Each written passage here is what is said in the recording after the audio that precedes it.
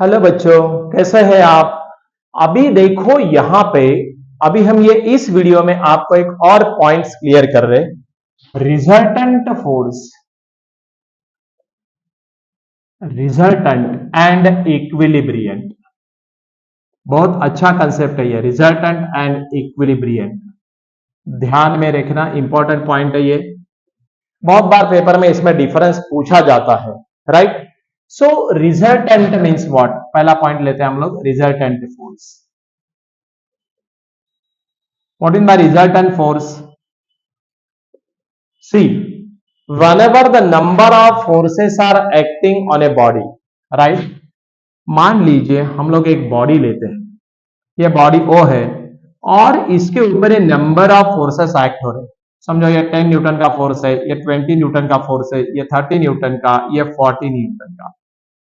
Whenever the number of forces are acting on a body O, समझ लीजिए यहाँ पर हमने O बॉडी लिया, whatever effect these forces are produced on this body O, ये सभी मिला के जो इफेक्ट ये बॉडी O के ऊपर देंगे, whatever effect these forces are produced on this body O, if the same effect is produced by one single force, right? अगर वही इफेक्ट एक अकेला फोर्स प्रोड्यूस करता है, if the same effect is produced by one single force, वही body के ऊपर, then that force is called as resultant force। समझ में आया। तो यहां पे हम ऐसे बोल सकते हैं कि ये समझो फोर्स है, ये O पॉइंट है, ये R। Generally resultant R letter से दिखाते हैं। R is nothing but what? R is nothing but a resultant force, right? So दोबारा मैं रिपीट करूं डेफिनेशन।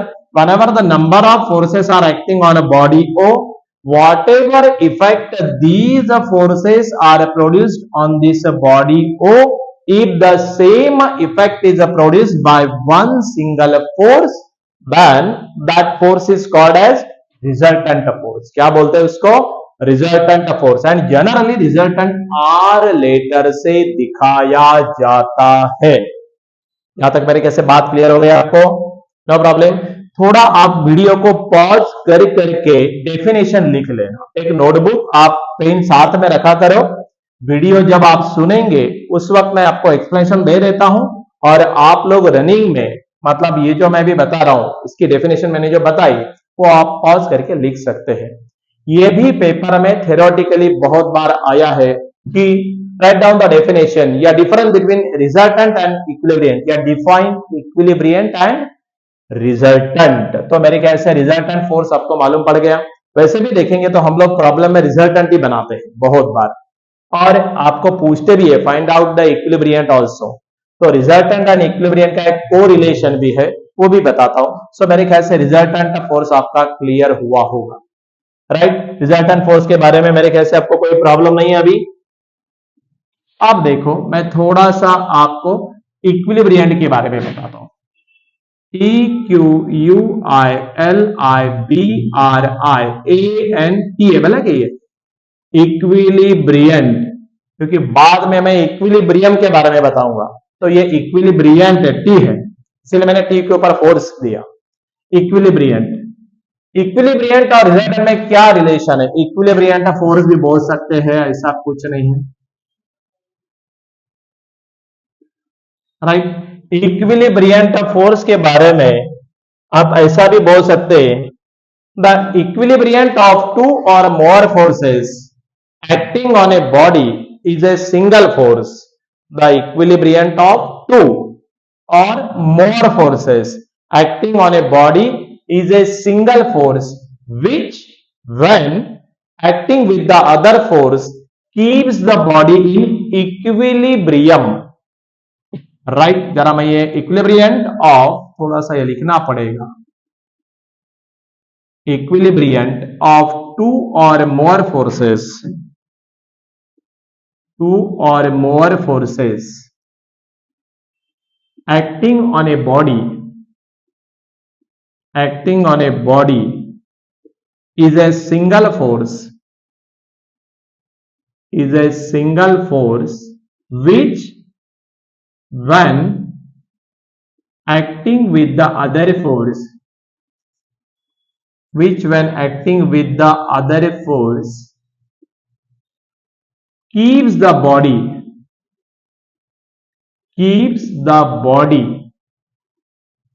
in equilibrium. EQUILIBRIU,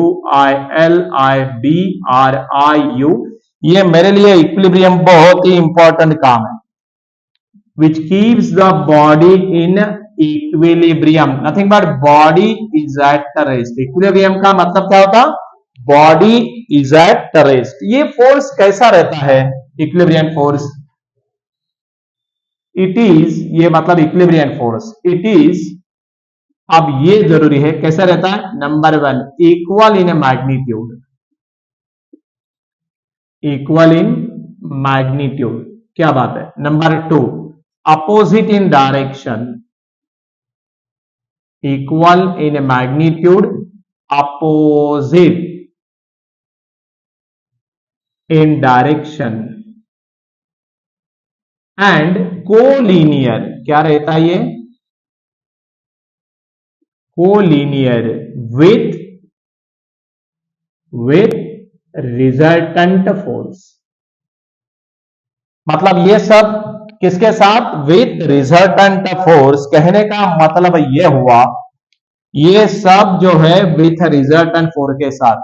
मतलब इक्विलिब्रियंट फोर्स क्या है? इक्विलिब्रियंट ऑफ 2 और more forces acting on a body is a single force. ये भी single force है, ये भी सिंगल फोर्स है.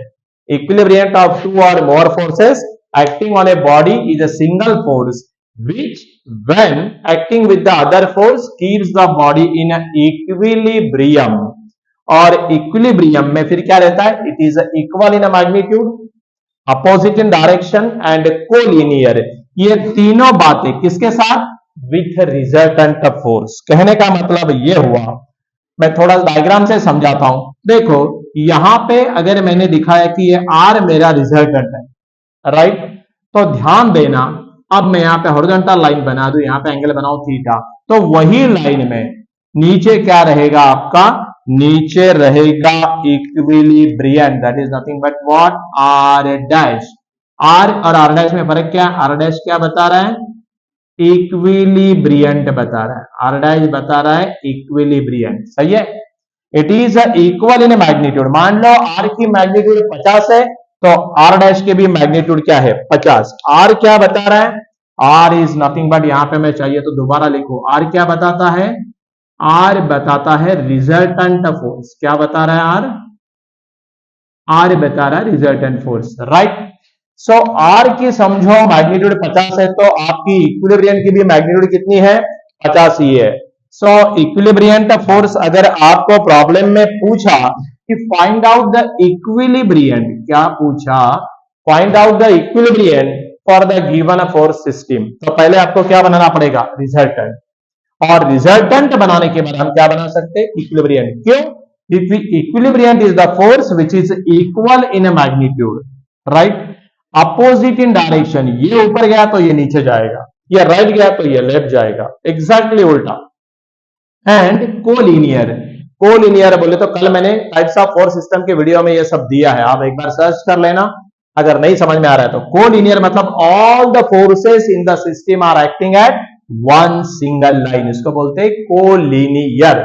टाइप्स ऑफ फोर्स सिस्टम नाम का वीडियो है, हेडिंग ही वो है, आप उसको आराम से देख के अपना पॉइंट क्लियर कर लो, right. And collinear with resultant force, ये सब किसके साथ? रिजल्टेंट के साथ चलेगा.